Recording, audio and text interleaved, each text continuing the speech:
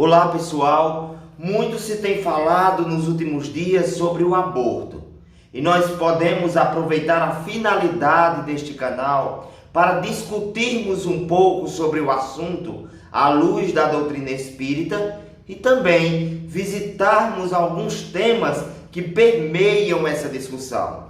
Vamos lá! Nós gostaríamos de apresentar no primeiro momento, sem fazermos nenhum juízo de valor por enquanto, aquilo que está registrado no artigo 128 do Código Penal Brasileiro, que trata das exceções para os casos de aborto no Brasil.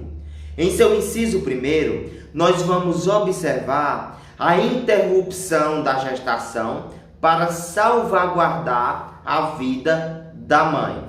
Por critérios clínicos bem estabelecidos, a equipe médica poderá interromper aquela gestação por observar um risco iminente à saúde e à integridade materna, por notar que a continuidade daquele processo poderá fazer com que aquela mulher evolua para óbito. No segundo inciso, nós vamos ver o caso de aborto permitido por decorrência de estupro, de violência sexual. Nesse caso, a mulher poderá optar, dentro da lei, se aborta ou não aborta. E se ela for incapaz, os seus responsáveis legais poderão decidir em seu lugar. Existe um terceiro caso que é fruto de jurisprudência, chamado de aborto eugênico, quando há impossibilidade de vida extrauterina, diagnosticada a impossibilidade, portanto, durante os exames pré-natais. Por exemplo, uma grave malformação de tubo neural, gerando uma anencefalia. Quando os médicos diagnosticam nestes exames a impossibilidade de vida no meio extrauterino, então a mulher, juntamente com seu cônjuge, com a sua família, poderá optar pela interrupção da gravidez. Mas esse caso é jurisprudencial, ele não está contido no Código Penal Brasileiro. O Espiritismo é um grande defensor da vida e ele sugere, mas Anderson, por que ele sugere e não determina? Porque o Espiritismo entende que nós temos o nosso livre-arbítrio, o poder de escolha ofertado por Deus. Ele sugere que a vida seja valorizada em todos os sentidos. No caso do aborto eugênico, a interrupção da gravidez tira do espírito e da família que o recebeu uma grande oportunidade de aprendizado moral e de resgate espiritual, porque por mais que ele sobreviva durante 72 horas, 48 horas no plano físico, isso trará para aquele espírito um amadurecimento espiritual muito grande e é determinante no construto de seu caráter, de sua personalidade futura, sem falar dos resgates, que são infinitos diante dos erros de vidas outras. O estupro é um trauma muito grande para a mulher e traz feridas emocionais que necessitarão de acompanhamento, de assistência interdisciplinar para serem ressignificadas na alma feminina. O estupro é um crime hediondo que necessita ser punido com rigor pela lei.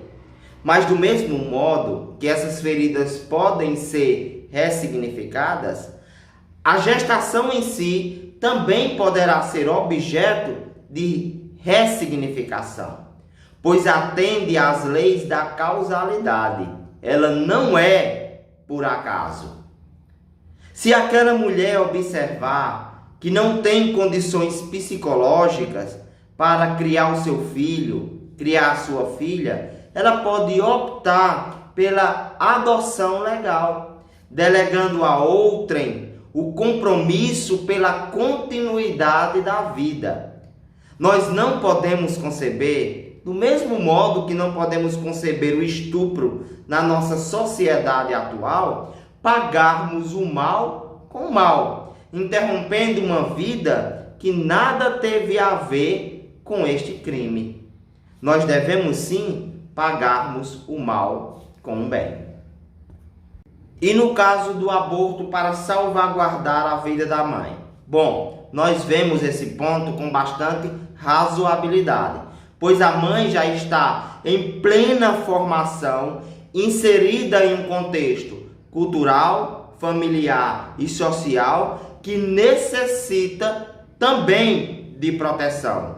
Então nós observamos a decisão médica e da família para estes casos como sendo uma decisão bastante razoável. Já que estamos falando em aborto, existe uma grande discussão no meio ético, no meio religioso, que é sobre a pílula do dia seguinte.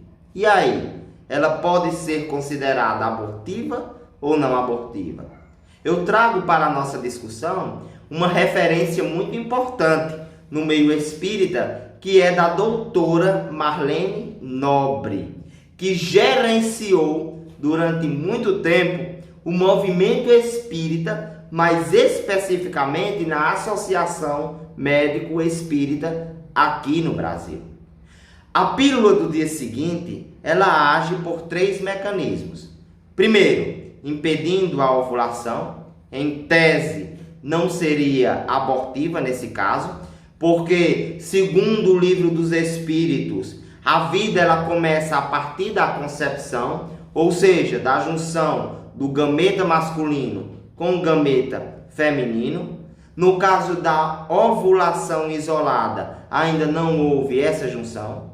Ela impediria também o avanço dos espermatozoides, e aí também não há a conjugação destas duas forças fisiológicas, genéticas, mas ela agiria por um terceiro mecanismo, que é impedindo ou bloqueando a nidação, a fixação do ovo na parede uterina. E nós sabemos, pelo menos aquelas pessoas que fazem parte das ciências médicas, que a nidação ela só ocorre quando houve a junção dos 2 gametas e a combinação de seus materiais genéticos. Nesse caso específico, a pílula seria abortiva, segundo os teóricos que lidam com esse tema no meio espírita. Eu sou um produtor de conteúdo digital e um formador de opiniões. E as pessoas me perguntaram a minha opinião sobre o caso da atriz, que está sendo julgada por pessoas que não têm lugar de fala para julgá-la. E a minha opinião é a seguinte: nós não devemos observar o lado negativo das coisas, mas sim o lado positivo. E ela optou pela adoção legal, ao invés de optar pela interrupção da vida.